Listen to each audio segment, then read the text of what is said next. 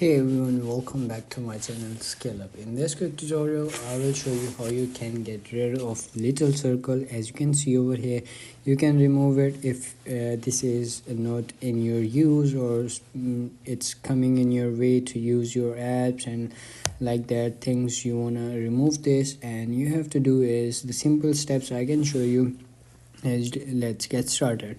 Open up your iPhone setting. If you are on other page, you have to come in your home page. As you can see over here, you have to do is click on your settings and then scroll up and go to generals, or like you can see over here, accessibilities. In this you will find all the accessibilities or access that iPhone using. So you have to do is click on that accessibility, and then you will come in this page, and you have to do is scroll up, and you will see over here physical and motors. In this you will see touch. If you click on this, you will comes in this page, and you will see on the top you will see assistive touch.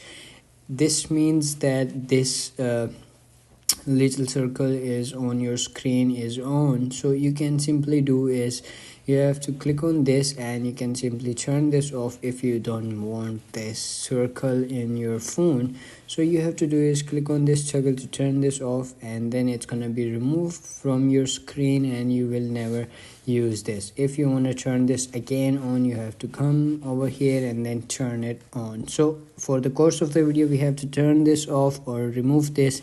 So we have to click on this toggle to turn this off. Once you click on that, it's going to be removed, and you can simply go back to your home page and use your phone as you want to use. So that's it. If you found this video helpful, don't forget to like my video, subscribe my channel Scale Up, and also drop me a comment for more tips and tricks videos. Thanks for watching. See you in the next video. Have a nice day. Bye bye.